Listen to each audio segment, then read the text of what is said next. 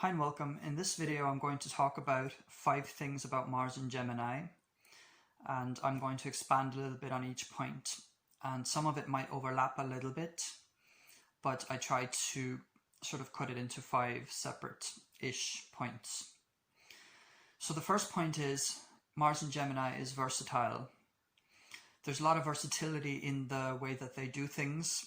They don't like to be tied down to do the same thing the same way every time, and they tend to have a lot of different interests, and they like talking to a lot of different people, and they tend to be quite versatile in that sense that they're interested in just kind of how the mind works in different people, and they want to find out a lot of different things about a lot of different subjects, and this expresses itself in the way they communicate with other people a lot as well, because they're interested in talking to a lot of different fascinating sort of people and being quite stimulated in that way. Point 2 is that they can be scattered. So this ties into the first point of versatility. So they can be so versatile that they sort of their interests may be scattered to the point where they tend to be good multitaskers, but sometimes this can turn into this sort of thing that they have so many different interests that they don't really know what to direct their energy to for a long time. So they tend to be very sort of, easily fascinated by a lot of different ideas and a lot of different activities and theories, but directing their energy in like a stable way and kind of build it up to something is something that they may struggle with at times. But because they're versatile as well, it can be a good thing as well that they have so many interests and that they're fascinated by all these different things. But it's just they have to watch this thing of getting a little bit too scattered, and their energy gets all over the place in a way, because they're so fascinated by everything and so sort of interested in everything that they have to kind of watch that a little bit. My third point is that they're good with words. They tend to be quite wordy. Intellectual. They tend to be quite fun when it comes to like their intellect, or they're interested in people who are intellectual or intelligent, and they find that more fun to kind of talk to people who are very stimulating in like an intellectual way, whether that's because they talk about a lot of different subjects in like an interesting way, or they just have a great sense of humor. They're interested in people who have a sense of humor because they tend to have a sense of humor themselves. The kind of humor that is very intuitive and likes to connect dots between like words. So there's a lot of wordplay and a lot of connecting different ideas and theories in like a fast-paced, sort of intellectually stimulated way, in like a witty way. Witty is a good word for Gemini and Mars and Gemini. So they tend to be good writers, speakers.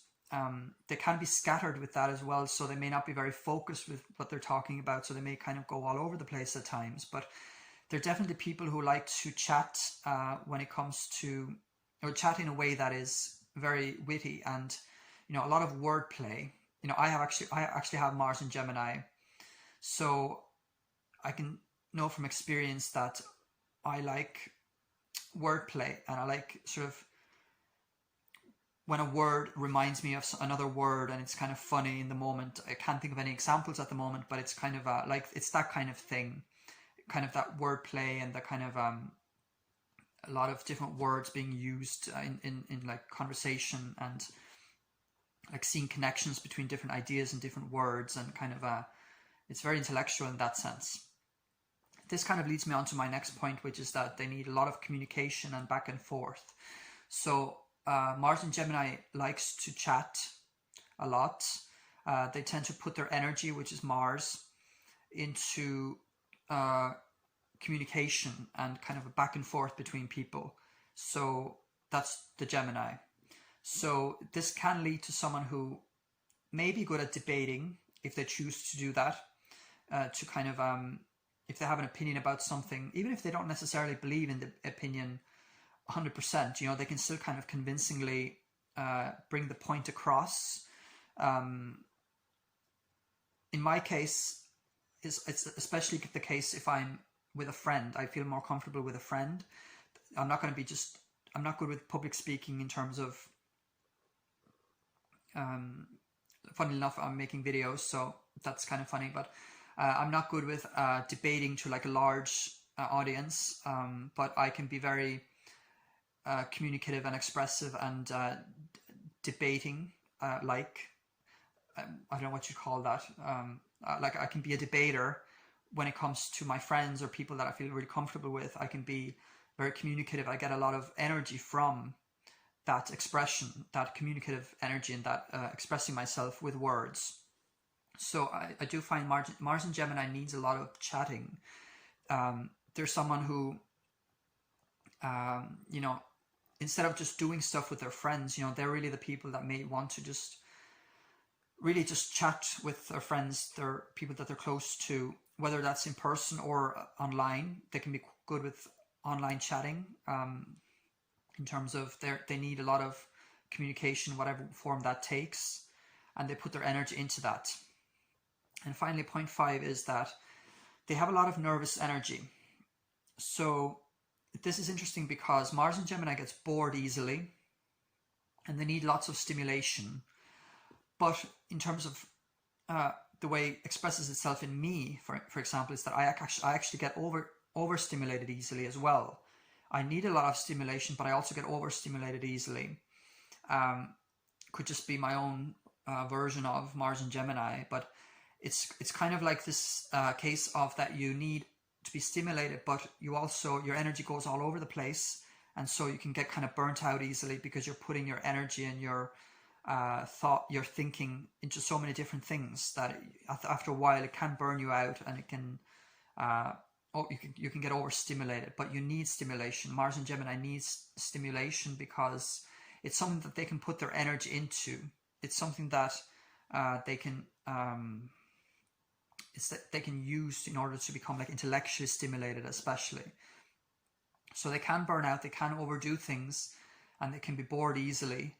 But I find that because of their versatility, they can also find a lot of things that interest them.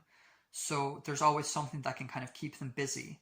It just, sometimes I know from experience, when I get bored, it can be hard to get out of that state of being bored, even though I know that I can actually find something to keep me interested very easily. So it's just a bit of an interesting contradiction there. Mars and Gemini can be contradictory. Gemini is, you know, the twins. It's two people. It's kind of contradictory, but they're also sort of going back and forth between each other. They need a lot of debating, communication, but they can also, be burnt out easily. And I don't know what I was saying, so I'm kind of going off track here, and I made my 5 points. So I think that's where I'm going to leave this video. So just a few key points I find. Just the way Mars and Gemini expresses itself kind of in daily life, in the personalities of people. So 5 things about Mars and Gemini. I hope you enjoyed. Thanks.